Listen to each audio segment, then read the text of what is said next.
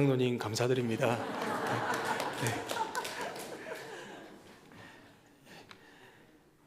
귀한 교회에 또 하나님의 말씀을 전할 수 있도록 또 이렇게 초청해 주시고 또 기회를 주신 또 교회 앞에 감사의 말씀을 전합니다.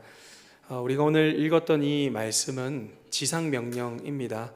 우리가 많이 읽고 많이 외우고 항상 포스터에도 많이 들어가고 특히 부국중앙교회의 DNA와 같은 또 제자를 삼는 그러한 키워드와 맞닿아져 있는 그러한 말씀입니다. 오늘 이 말씀을 통해서 지상명령이 무엇이며 또 우리에게 어떠한 내용을 들려주는지 한번 또 살펴보는 그런 시간이 되었으면 좋겠습니다. 제가 PPT를 준비를 해 왔는데요. 제가 중간중간 설교를 진행해 나가면서 PPT를 살펴보도록 하겠습니다. 여러분, 이 본문을 우리가 잘 이해하기 위해서는 제가 간단한 이야기를 하나 들려드리겠습니다. 누군가가 만약에 여러분들에게 대한민국은 야외 활동을 하기 참 좋습니다. 봄에는 꽃을 보러 가기가 좋고, 여름에는 수영하러 가기가 좋고, 가을에는 단풍놀이 하러 가기가 좋고, 겨울에는 썰매 타기가 좋습니다. 그렇기 때문에 마음껏 다니시고 야외 활동을 많이 하십시오, 이런 이야기를 들려줬다라고 가정을 해봅시다. 그러면 이 이야기의 핵심이 무엇일까요? 썰매를 많이 타라는 이야기일까요? 꽃놀이를 가라라는 것일까요? 단풍놀이를 가라는 것일까요? 수영을 하라는 것일까요? 야외 활동을 그러므로 많이 하십시오, 이렇게 이야기를 했지 않습니까? 이게 핵심 내용이 된다라는 것이죠. 마찬가지로 예수님께서 오늘 이 지상명령에 많은 이야기들을 하셨습니다. 슬라이드를 한번 띄워주시겠습니까? 그 다음 슬라이드에 보시면 제가 빨갛게 예수님께서 핵심적으로 명령하신 그 내용들을 제가 표시를 했습니다.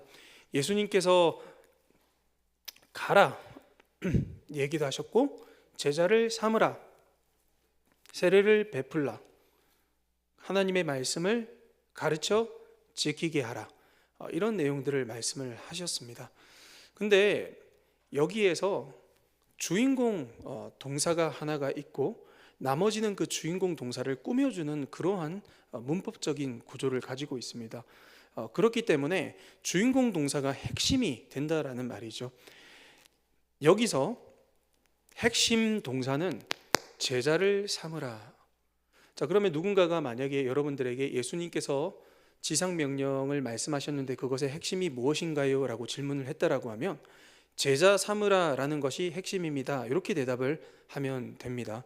그러면 나머지 빨갛게 칠한 가라, 세례를 베풀라, 하나님 말씀을 가르치라, 이러한 내용은 제자 삼는 것에 대한, 제가 조금 이따가 얘기하겠지만 방법에 대한 이야기입니다. 가면서 제자를 삼고, 세례를 베풀면서 제자를 삼고, 하나님 말씀을 가르치면서 제자를 삼는, 그러한 내용이 등장을 하는 것이죠. 자, 그렇기 때문에 우리가 제자 삼는 것에 대한 의미가 무엇인지 잘 알게 되면 지상명령을 효과적으로 이해를 할 수 있다라는 뜻입니다. 자, 성경에 제자 삼는 것에 대한 많은 구절들이 있지만 핵심적인 구절을 제가 준비를 해왔는데요. 스크린에 보시면서 이 제자 삼는 구절, 누가복음 14장 27절 말씀을 다 함께 읽어보도록 하겠습니다. 시작. 누구든지 자기 십자가를 지고 나를 따르지 않는 자도 능히 내 제자가 되지 못하리라. 아멘. 여기서 제자가 되는 것에 대해서 잘 설명을 하고 있습니다. 여러분, 일반적으로 우리가 십자가를 진다, 요걸 제자와 연관을 시킨다라고 하면 십자가를 진다라고 할 때 우리가 많이 쓰는 표현입니다. 여러분들 힘든 일을 겪었을 때에, 그리고 험난한 인생을 우리가 살 때에, 또 고난을 겪을 때 우리가 흔히들 쓰는 표현이 이것은 내 십자가지요, 이런 표현들을 많이 쓰지 않습니까? 그런데 성경적으로 얘기를 할 때에 십자가를 진다라는 것은 죽는 것을 의미를 하고 있습니다.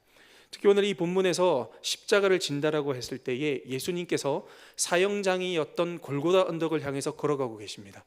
십자가를 지는 것은 곧 그것에 달려 죽는 것을 의미를 하는 것이죠. 자, 그러면 제자 삼는 것과 십자가를 달려 죽는 것, 이게 어떤 의미냐? 이것은 내가 죽는 것을 의미를 하고 있습니다.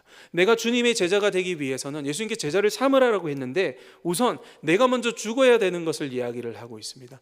나의 이기심과 나의 자아와 나의 못난 그러한 모든 인간적인 모습들이 다 죽어야 한다라는 것을 이야기를 하고 있습니다. 다시 말해서 이 제자 삼는 것은 예수님을 알지 못했던 저와 여러분들이 예수님과 함께 죽어서 새 생명으로 태어나는 것을 의미를 하고 있습니다. 이것이 첫 번째 시작점입니다. 우리가 선교를 의논하기에 앞서서, 우리가 많은 일들을 하기에 앞서서 제일 먼저 해야 될 첫 번째 단추는 내가 먼저 제자가 되어야 한다, 내가 죽어야 한다라는 것을 이야기를 하고 있습니다. 여러분, 이 사실을 믿으십니까? 이러한 놀라운 은혜가 우리 가운데 충만하게 일어나기를 주님의 이름으로 기원합니다. 두 번째입니다. 자, 그러면 제자 삼는 것에 대한 그 내용을 우리가 알았는데, 이 제자 삼는 것에 대한 방법, 다시 말해서 지상명령에 대한 방법을 우리가 한번 살펴봤으면 좋겠습니다. 앞서 예수님께서 말씀하신 아까 빨갛게 칠한 부분 여러분 기억나시죠? 제자 삼으라라는 것이 핵심이라고 했는데, 어떻게 하면서 가냐면 가면서, 우리가 간다라는 말은 제가 여기서 빼도록 하겠습니다. 왜냐하면 너무나 잘 아는 내용이니까. 그리고 세례를 베풀면서, 그리고 하나님의 말씀을 가르치면서, 요것이 방법입니다. 요 부분들에 대해서 우리가 한번 살펴봤으면 좋겠는데, 먼저 세례를 베푸는 것이 어떠한 의미를 가지고 있느냐, 제자 삼는 방법이라고 했는데, 이것도 아이러니하게 제자 삼는 것의 의미와 똑같이 강조가 되고 있습니다. 무슨 말이냐? 세례를 베푸는 것 역시 죽음과 연관이 되어져 있습니다. 로마서 6장 3절과 4절 스크린에 나와 있는데 다 함께 읽어보도록 하겠습니다. 무릇 그리스도 예수와 합하여 세례를 받은 우리는 그의 죽으심과 합하여 세례를 받은 줄을 알지 못하느냐? 그러므로 우리가 그의 죽으심과 합하여 세례를 받음으로 그와 함께 장사되었나니, 이는 아버지의 영광으로 말미암아 그리스도를 죽은 자 가운데서 살리신 것 같이 우리로 또한 새 생명 가운데서. 아멘. 여러분, 이게 세례를 받는 것 역시 죽는 것을 의미를 하고 있습니다. 예수님과 다시 장사되어서 살아나는 것입니다. 우리가 죽는 것으로 끝나는 것을 의미를 하고 있지 않습니다. 새 생명으로 태어난다라는 뜻입니다. 여러분, 이 사실을 믿습니까? 여러분, 이 자리에 우리 다 새 생명으로 다 태어났습니까? 그렇기 때문에 이 자리에 앉아 있는 것 아닙니까? 자, 그러면 두 번째로 제자 삼는 것에 대한 방법이 무엇이냐? 한번 따라 해보실까요? 하나님의 말씀을 가르치는 것. 28장 20절 화면을 보고 다 함께 읽어보겠습니다. 내가 너희에게 분부한 모든 것을 가르쳐 지키게 하라. 여러분이 세례받는 것과 하나님의 말씀을 가르치는 것은 상당히 깊은 연관성을 가지고 있습니다. 우리가 하나님의 말씀을 배워서 지키지 않는다라고 하면 우리가 받은 그 세례, 새 생명으로 태어나는 것은 아무런 의미가 없다라는 뜻이죠. 다시 말해서 내가 참된 신자이냐, 이것은 어떻게 알 수 있느냐? 내가 어떻게 하면 거듭난 신자인 것을 알 수 있느냐? 이것은 우리가 하나님의 말씀을 사랑하고, 우리가 때로는 넘어지고 때로는 실패하지만 그것과 별개로 하나님의 말씀을 사랑하고 하나님의 말씀을 지켜 행하는, 노력하는, 그것을 지향하는 그러한 삶이다라는 뜻입니다. 여러분, 이처럼 제자를 삼는 것은 새로운 생명으로 탄생시켜서 하나님의 말씀을 가르쳐 지키는 그러한 영역입니다. 동전의 양면입니다. 새롭게 태어나서 또 동전 뒷면은 하나님의 말씀을 가르쳐 지키는 데까지 가는 것을 의미를 하고 있습니다. 그러면 여러분, 세 번째, 제가 앞서 지상명령이 핵심인 제자 삼는 것에 대한 의미를 우리가 다루었고요, 그리고 이것을 실행하는 방법에 대해서 세례를 베풀고 하나님의 말씀을 가르치는 것이라고 말씀을 드렸는데, 이것을 어떻게 실행하느냐, 이 부분을 우리가 한번 살펴봤으면 좋겠습니다. 자, 여러분 앞서 지상명령의 핵심인 제자를 삼는 것이 하나님의 말씀을 가르치고 세례를 베푸는 것이라고 했는데, 여러분 일주일 동안 많은 곳을 돌아다니시면서 이것을 경험할 수 있는 곳은 어디일까요? 여러분 일주일 동안 돌아다니시면서 하나님의 말씀을 가르쳐 배우는 곳과 그리고 세례를 이제 거행하는 것을 볼 수 있는, 경험할 수 있는 곳은 어딜까요? 네, 제가 객관식으로 다시 한번 내겠습니다. 1번 병원, 2번 은행, 3번 학교, 4번 교회. 몇 번입니까? 네, 역시 여러분들 수준이 높습니다. 교회입니다. 교회. 교회야말로 하나님의 말씀을 가르쳐 지키게 하고 세례를 베푸는 유일한 곳입니다. 여러분들이 개인적으로 하나님의 말씀을 우리가 가르칠 수 없습니다. 교회만 할 수 있습니다. 세례를 우리가 개인적으로 베풀 수가 없습니다. 교회만 할 수 있습니다. 여러분 이게 엄청난 의미를 가지고 있습니다. 제자 삼는 것이 얼마나 중요하느냐?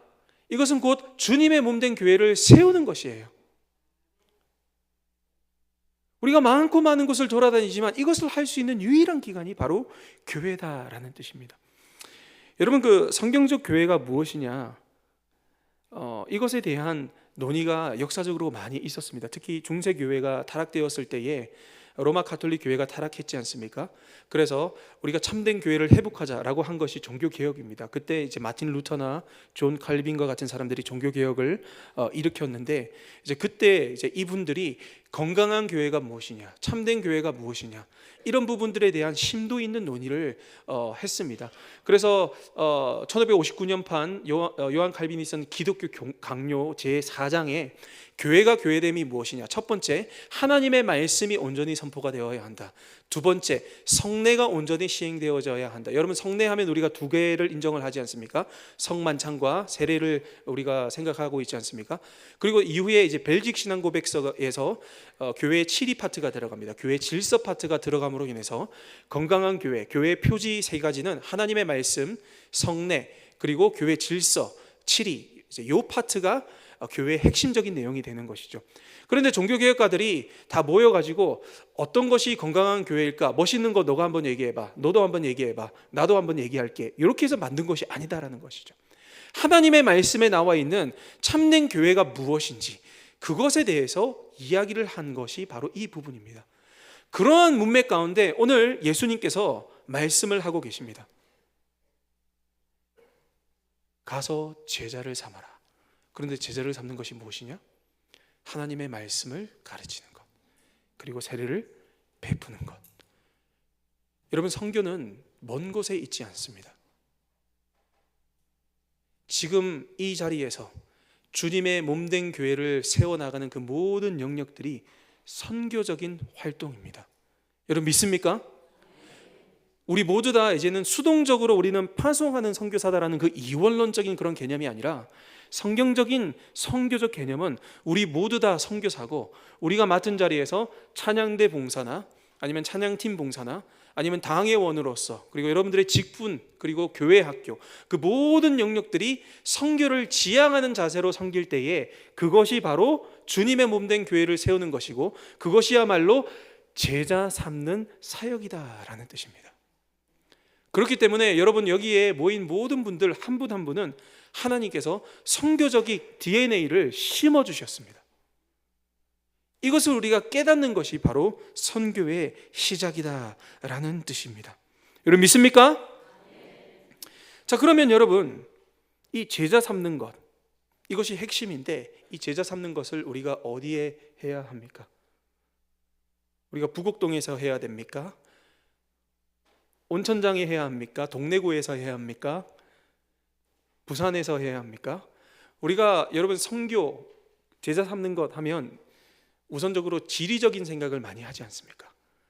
그런데요, 그것은 우리의 어떤 편협한 생각이고, 예수님께서 말씀하셨던 제자 삼는 것은 지리적인 것과 조금 결이 다릅니다. 이게 무슨 말이냐? 오늘 본문에 우리가 읽었던 19절에 보면 너희는 가서 모든 민족을 제자로 삼아라라고 예수님께서 말씀하고 계십니다.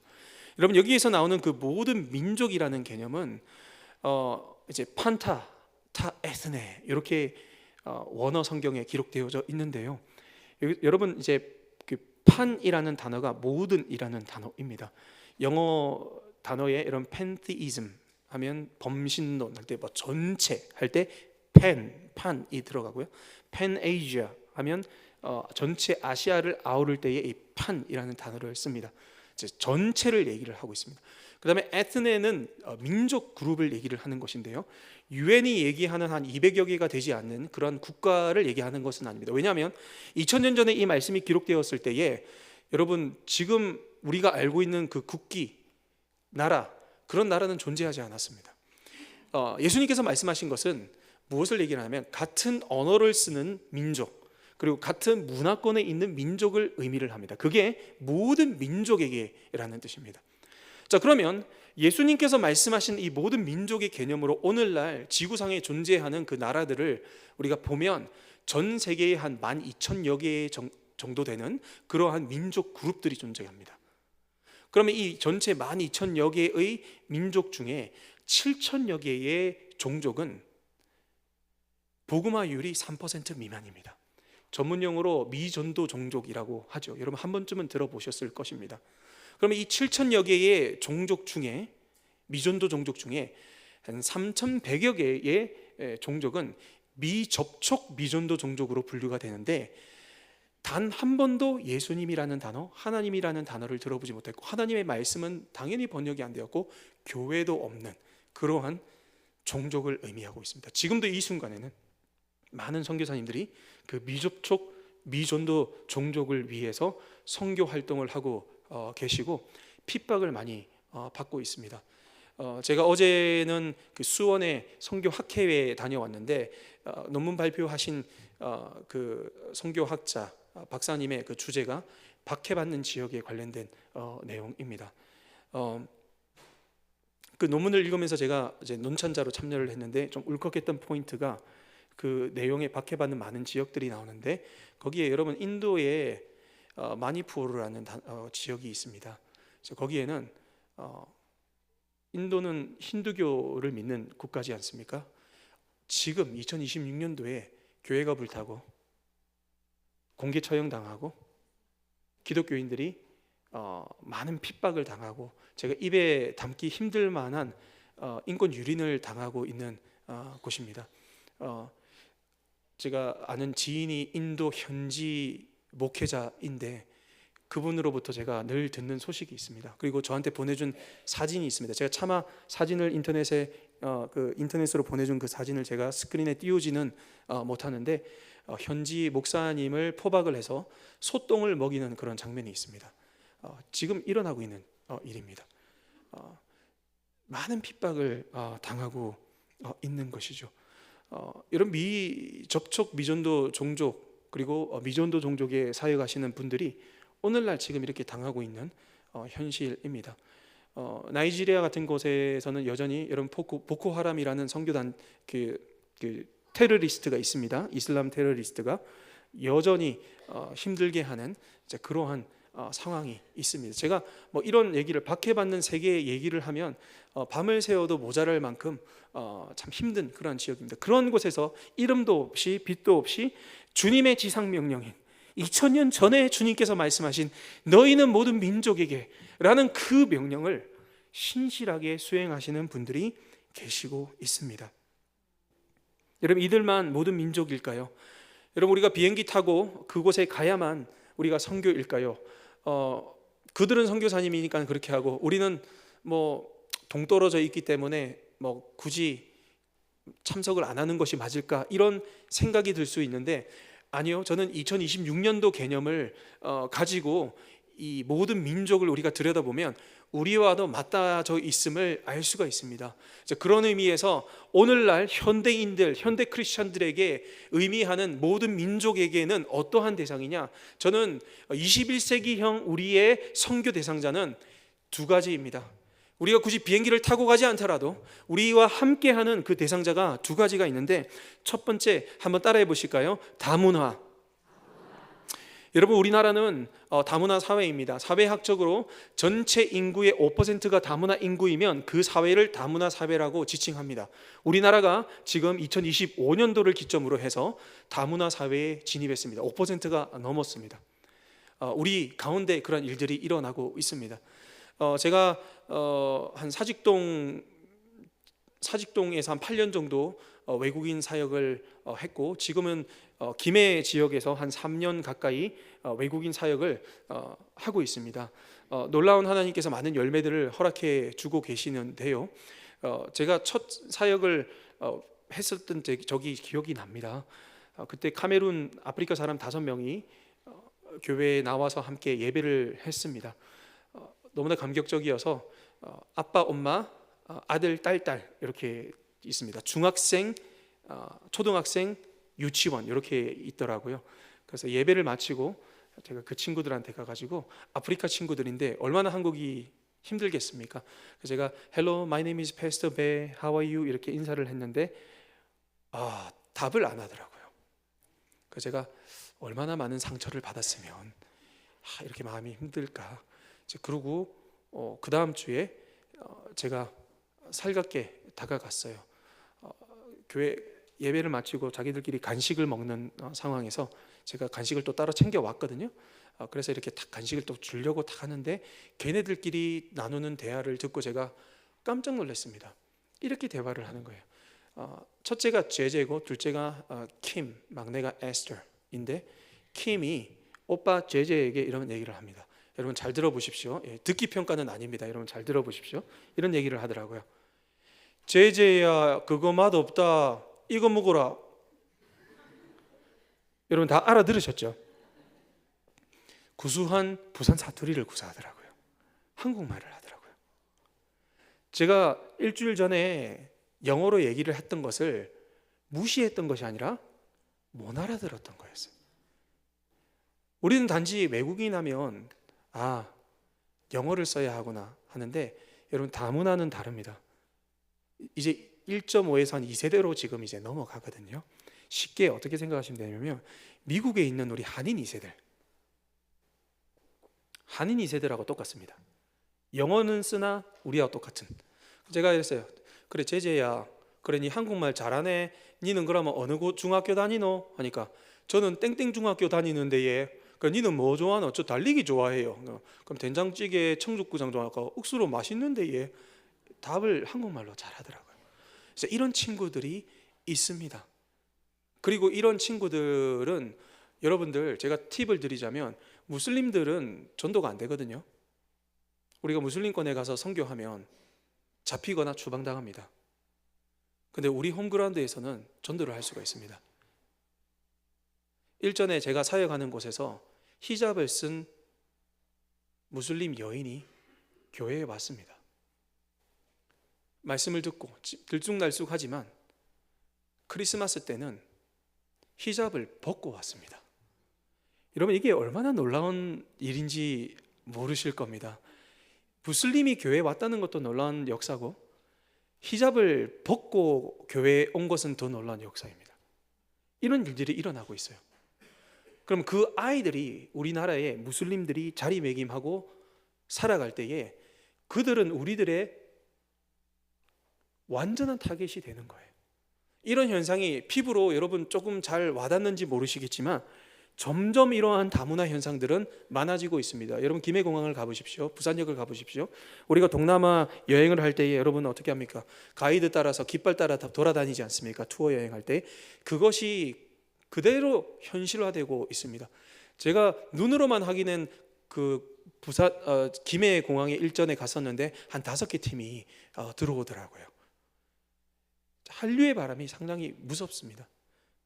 아까 광고 시간에도 K푸드 광고를 하셨는데, 현지에서 한국에 대한 열망이 얼마나 많은지 모릅니다. 제가 고신대학교에서 학생들을 제가 지금 가르치고 있는데, 지난 학기에 미국인 학생 한 10명이 고신대학교에 왔었습니다. 와서 이 친구들하고 우리 고신대학교 학생들하고 교류를 하는데 그러더라고요. 미국인 학생들이 마치고 난 다음에 이제 식사를 해야 되니까 식사를 좀 추천해달라. 그래서 제가 맥도날드는 여기서 어디 가면 되고, 미국 사람들이니까 버거킹은 어디 가면 된다. 혹시 뭐 스파게티 좋아하니? 이렇게 하니까 제가 충격 먹었습니다. 이런 얘기를 하더라고요. 두끼가 어디예요? 이러는 거예요. 여러분들 두끼 아세요? 우리 한국 분들도 두끼 아시는 분도 있고 모르시는 분들도 계시는데, 떡볶이 무한 리필점이거든요. 두끼를 가고 싶대요. 그래서 제가 두끼 주소를 이렇게 써주려고 이렇게 하니까 이미 네이버 지도를 자기 핸드폰에 깔아왔더라고요. 깔아오고 카카오톡으로 보내달라고 하더라고요. 그리고 학교에 어떻게 왔냐니까 남포동에 내려서 카카오 내비와 네이버 맵을 키고 508번 버스를 타고 왔더라고요. 혹시 점심을 뭐 먹었냐니까 순대국밥을 먹었다고 하더라고요. 미국 사람이. 저도 미국에 오랫동안 살았지만 한국 문화가 이렇게 각광받았던 때가 없었던 것 같습니다. 그만큼 한류에 대한 어떤 바람이 상당히 크고요. 여러분 선교지 가보십시오. 저도 예전에 네팔이나 이런 데 가니까 줄을 서서 한 수백 명이 줄을 서서 있는데 한국어 능력 시험을 위한 시험장 줄이라고 하더라고요. 전부 다 한국으로. 과거에 아메리칸 드림을 우리가 꾸었던 것처럼 그들이 한국에 대한 어떤 드림을 가지고 전 세계의 사람들이 들어오고 있습니다. 누가요? 모든 민족의 족속들이 들어오고 있습니다.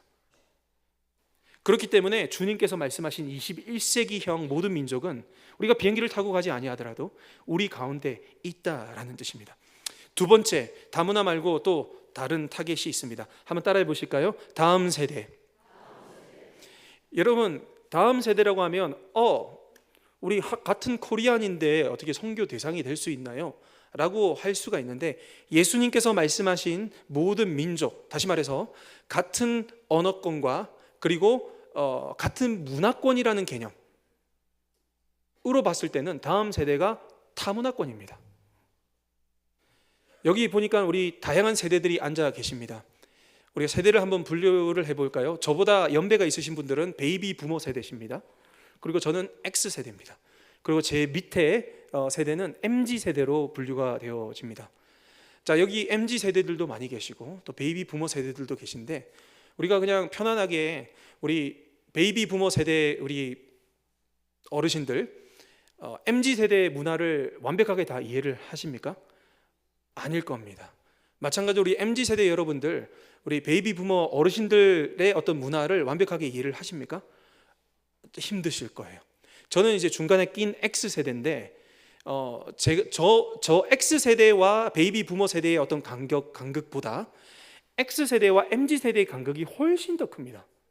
특히 이제 코로나 이후에 이런 어떤 현상들이 도드라진 것이 사회학적으로 다 이야기를 많이 하고 있습니다. 그런 의미에서 볼 때에 타문화권이에요. 어떻게 보면 우리 MZ세대 여러분들은 여러분들 또래의 미국인이 어떻게 보면 한국의 베이비 부모 세대들보다 더 편할 수가 있어요. 마찬가지로 우리가 베이비 부모 세대의 여러분들 역시 MZ세대 코리안들보다 다른 나라의 연배에 계시는 분들이 더 어떻게 보면 이질감이 적을지도 모르겠습니다. 그런 의미에서 볼 때에 다음 세대는 선교지고 선교의 대상이 된다라는 것이죠. 여러분, 제 아이가 3명이 있는데 막내 아들이 이제 중학교로 들어왔습니다. 이제 이 친구가 초등학교 때에 이 친구랑 대화를 하는데 힘든 부분이 상당히 많이 있어서 둘째 아들을 시켜서 통역을 했던 때도 있었습니다. 용어나 이런 것들이 되게 힘들더라고요. 그런데 그 친구가, 막내가 저한테 사리곰탕면을 가져와서 아빠, 요즘 MZ 세대들이 별로 좋아하지 않는 사리곰탕면이에요. 그러길래 그럼 너는 그럼 무슨 세대냐 하니까 자기는 잘파 세대래요. 그러니까 자기가 바라볼 때에, 초등학생이 바라볼 때에 고등학생, 대학생, 형아들, 누나들은 어르신들이에요. 제가 충격을 받았거든요. 야, 이게 빨리빨리 급변하구나. 그럼 잘파는 어디서 왔느냐? 여러분, MG의 Z가 나중에 Z에서 알파벳 A로 가거든요. 알파라고 하잖아요. 알파와 Z를 합쳐서 잘파라고 합니다. 잘파 세대가, 그러면 잘파 세대도 한 5년 10년 뒤에 가면 이제 어르신이 되고요. 이제 알파와 베타가 합성어가 돼서 알파 베타 세대가 되고, 그러면 그 이후에 베타 감마 세대가 되고 이렇게 갑니다. 그런데 여러분들, 우리나라의 대학생의 복음화율이 얼마인 줄 아십니까? 3%가 안 됩니다. 앞서 제가 미전도 종족이 3% 미만의 복음화율이라고 했는데 우리나라의 젊은이들이 복음화율이 3%가 안 됩니다. 다음 세대가 미전도 종족입니다. 우리는 이것에 대한 위기의식을 느껴야 되고 주님의 지상명령을 우리의 피부로 와닿고 우리가 이것을 가지고 애통해야 하고 이것에 대한 주님의 마음을 우리가 느낄 수 있어야 한다라는 것입니다. 여러분, 우리 중고등부 학생들 물어보십시오. 너네 반에 기독교인이 몇 명이니? 물어보면 아마 그 친구 한 명이든 아니면 그 친구 외에 한 명이 더 있든 아니면 아예 없든지 앞으로 그런 식으로 간다라는 것입니다. 그런 의미에서 우리가 앞으로 해야 할 지상명령, 21세기 지상명령은 한 축은 우리가 기존에 해오던 대로 해외 선교를 우리가 신실하게 해 가야 하고, 또 다른 한 축은 우리가 이 땅 가운데 다문화인들과 다음 세대들을 두고 선교를 해야 한다라는 것이죠. 이런 투트랙 전략이야말로 21세기에 필요한 선교 전략이라고 할 수가 있습니다. 여러분, 이런 어떤 위기의식이 곧 우리의 문제가 되어서 주님의 지상명령을 실행해 나가는 주님의 백성들 되시길 주님의 이름으로 기원합니다. 네 번째입니다. 자, 그러면 이 지상명령의 근거, 이 근거에 대해서 한번 살펴보길 원합니다. 여러분, 다 알겠는데, 목사님 말씀 다 알겠는데, 제자 삼는 것도 중요하고 세례를 베풀고 하는 말씀 가르치고 하는 거 알겠는데, 여러분 마음 한켠이 무겁지 않습니까? 여러분, 오늘 예배를 드리고 주일날 마치고 월요일 딱 되면 여러분 무슨 생각이 딱 듭니까? 현실로 돌아갈 때 드는 걱정들이 있지 않습니까? 재정적인 문제, 경제적인 문제, 직장의 문제, 사업의 문제, 때로는 자녀들의 문제, 노후의 문제, 건강의 문제, 인간관계의 문제, 문제가 산적해져 있고 하루하루 살아가기가 하루살이처럼 정말 버겁지 않습니까? 그런데 주님, 이 지상명령을 알겠는데 나도 겨우 하루하루를 살아가는데 이걸 어떻게 할 수가 있을까요? 정말 마음에 돌덩어리 같은 것이 쿵 내려와 있지 않습니까? 그런데 우리 주님께서는 저와 여러분들의 그러한 연약함과 우리들의 걱정을 그 누구보다도 잘 알고 있습니다. 우리가 오늘 읽지는 않았지만 오늘 앞절의 18절 말씀이 저와 여러분들에게 너무나 큰 위로를 주고 있습니다. 18절 말씀 스크린에 나와 있는데 한번 다 함께 읽어보겠습니다. 예수께서 나와 말씀하여 모든 권세를 내게 주셨으니. 아멘. 여러분, 하늘과 땅의 이 모든 권세를 누구에게 줬다고 했습니까? 내게 줬다라고 했는데 이게 여기서 내가 설교자입니까? 아니요. 말씀을 들으시는 여러분들입니까? 아니요. 여기서 내게는 예수 그리스도를 얘기를 하고 있습니다. 여러분, 이것은 우리에게 너무나 큰 위로가 되고 있습니다. 성경에 여러분 이러한 관용구가 많이 등장합니다. 구약 성경에 대표적으로 여러분 다한에서 브엘세바라는 표현을 들어보셨을 것입니다. 다한은 최북단 골란고원을 얘기를 하는 것이고 브엘세바는 제일 남단 이스라엘을 얘기를 하는 것입니다. 여러분, 하나님께서 족장들에게 언약의 땅을 떠나지 말라라고 명령을 하셨습니다. 그런데 어느 날 야곱이 죽었던 줄 알았던 그의 아들 요셉으로부터 전령이 옵니다. 마차를 보내서 아버지 살아 있습니다. 애굽으로 오셔서 아버지 노후를 저와 함께 하시죠 해서 마차를 보냅니다. 너무나 감격한 나머지 마차를 타고 내려가는데 어디서 멈추죠? 브엘세바에서 멈춥니다. 왜? 정신없이 내려가다 보니까 하나님이 국경선을 떠나지 말라고 했지, 약속의 땅에 있으라고 했지. 거기서 단을 쌓습니다. 만군의 주 여호와여, 내가 떠나는 것이 주의 뜻이니까. 하나님의 뜻이죠. 애굽에 400년 동안 아브라함의 언약이 더 등장하지 않습니까? 애굽에 있다가 다시 오는 것을 말씀을 하지 않습니까? 여러분, 이처럼 이제 단에서 브엘세바는 이스라엘 전체를 아우르는 말입니다. 우리나라식으로 얘기하면 그 한라에서 백두까지 우리 한반도 전체를 아우르지 않습니까? 마찬가지로 하늘과 땅이라는 것은 하늘부터 시작해서 땅까지 얘기를 합니다. 여러분, 물어봅시다. 하늘과 땅 사이에 포함이 안 되는 영역이 있습니까? 없습니다. 그렇기 때문에 이 말씀의 핵심은 무엇이냐? 세상의 그 모든 영역들은 주 예수 그리스도의 권세 아래에 있다라는 뜻입니다. 아멘. 그렇기 때문에 여러분들이 걱정하는 자녀의 문제, 재정의 문제, 경제적인 문제, 건강의 문제, 그 어떠한 문제, 그 모든 문제들은 나의 영역이 아닌 주 예수 그리스도의 발 아래 있습니다. 그렇기 때문에 우리는 나아가서 혹 내가 거절당하면 어떡하지? 내가 혹시 부끄럼 당하면 어떡하지? 그런 걱정은 할 필요가 없습니다. 왜? 모든 영역이 예수 그리스도의 주권 아래에 있기 때문입니다. 그리고 난 이후에 오늘 말씀 19절이 등장합니다. 그러므로 우리 하나님께서는 지상명령을 명령하실 때에 팔짱을 끼고 그래 너희들 한번 알아서 해봐. 그래 모든 민족이 한번 가보고 핍박도 한번 당해봐.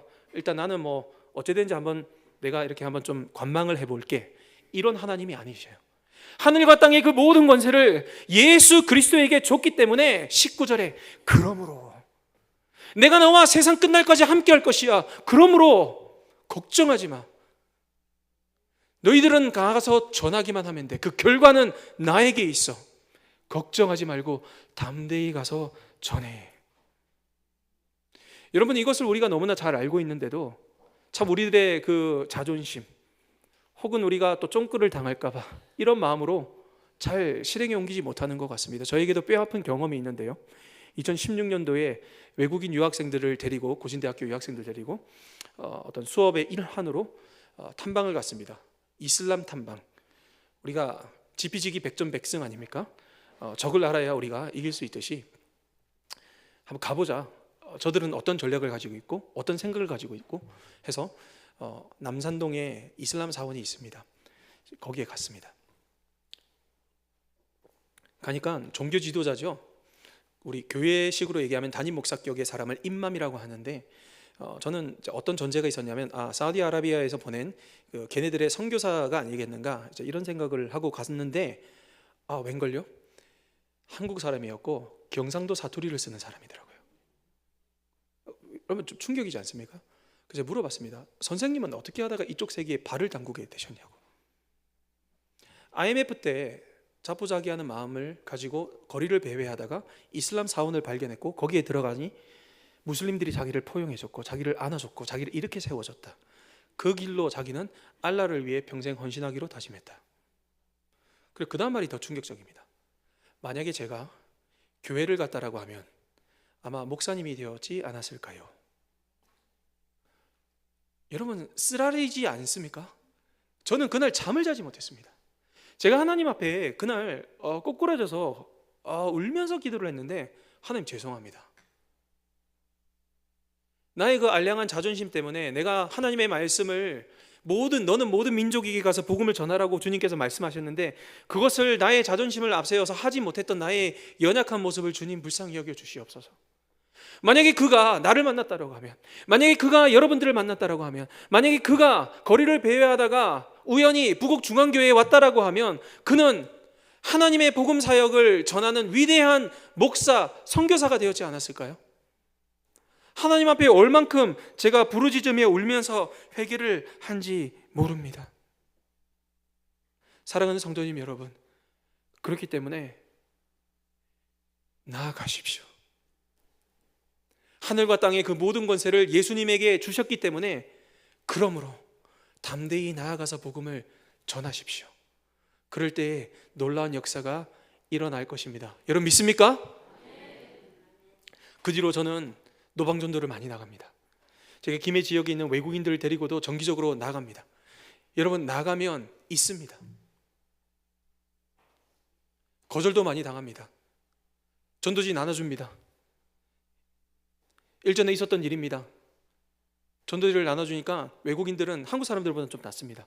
한국말을 잘 못하기 때문에 예 이렇게 받더라고요. 그리고 몇 달 뒤에 또 전도지를 나눠주는데 그 똑같은 사람이 몇 달 뒤에 전도지를 받더니 이제 한국말이 조금 늘었어요. 괜찮아요 이렇게 거절을 하더라고요. 몇 달 뒤에 그 사람을 또 만났는데 그때는 좀 더 말을 많이 하더라고요. 바빠요 바빠 이러면서 가더라고요. 제가 마음이 안 상했어요. 왜냐하면 기회가 있구나. 한국말을 이제 좀 알아듣구나. 언젠가는 저 친구 돌아오겠구나. 그런 마음이 들더라고요. 그리고 얼마 뒤에 전도지에 적혀져 있는 제 전화번호를 가지고 그 친구는 아닌데 다른 사람이 전화가 왔어요. 아프리카 나이지리아인이 혹시 교회에 가도 되나요? 여러분, 혹시 교회 가도 되나요? 하는데 오지 마세요 할 사람 있습니까? 신실하게 지금까지 나오고 있습니다. 그 친구 사업터로 갔는데 보니까 그 고철 같은 거를 다 주워다가 자기 나라로 무역하는 일을 하고 있더라고요. 사업터에 가서 제가 기도도 하고, 그랬더니 또 나이지리아 친구를 또 그 친구가 또 전도를 하더라고요. 그런 일들이 일어나고 있습니다. 저는 믿습니다, 여러분. 나가면 있습니다. 안 나가면 없습니다. 말씀의 결론을 맺고자 합니다. 저는 이 말씀의 결론을 이러한 질문으로 여러분들에게 다가가고 싶습니다. 나는 과연 제자인가? 여러분, 일반적으로 지상명령하면 마태복음 28장 19절과 20절 이렇게 분류를 하는데, 학자들에 따라서 다양하게 분류를 합니다. 어떤 학자는 마태복음 28장 16절부터 지상명령이다라고 얘기하는 학자가 있습니다. 이제 그것을 염두에 두고 이제 16절을 제가 들여다봤더니 참 놀랄만한 표현이 있는데요. 스크린에 나와 있습니다. 16절과 17절을 다 함께 읽어보겠습니다. 시작.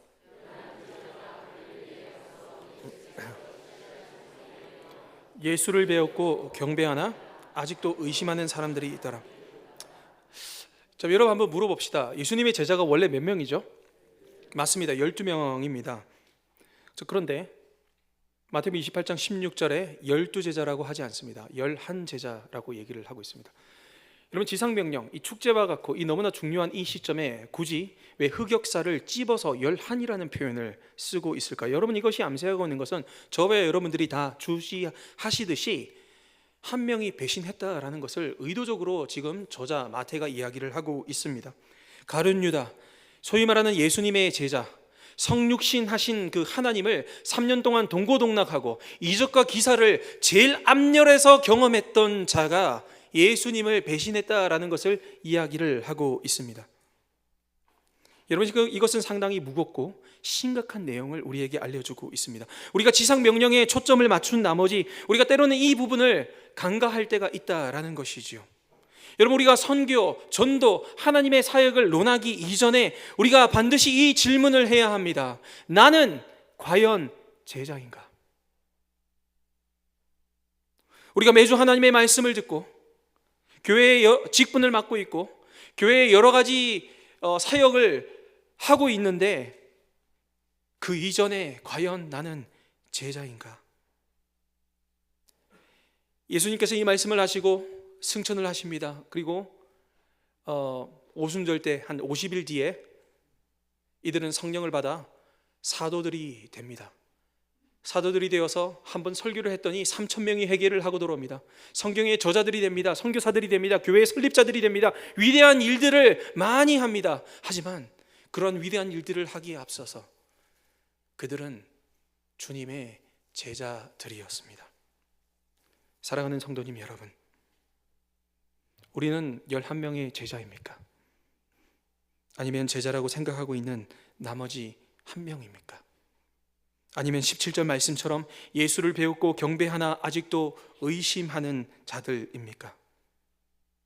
사랑하는 형제 자매 여러분, 주님은 우리에게 명령하십니다. 모든 민족에게 가서 제자를 삼으라. 이 명령에 적극적으로 반응하셔서 정말 추수하여 희어져 있는 이 때에 정말 주님의 마음을 얼음 냉수처럼 시원케 해드리는 주의 백성들이 되셔서 잘했다 칭찬받는 그러한 주님의 참된 제자로 살아가시는 저와 여러분들 되시길 주님의 이름으로 기원합니다. 살아계신 하나님 아버지, 부족한 자가 하나님의 말씀을 대언하였습니다. 이 말씀을 우리의 가슴팍에 새기며 주님의 몸된 교회를 세워나가는 주님의 참된 제자들이 될 수 있도록 인도하여 주옵소서. 예수님 이름으로 기도합니다.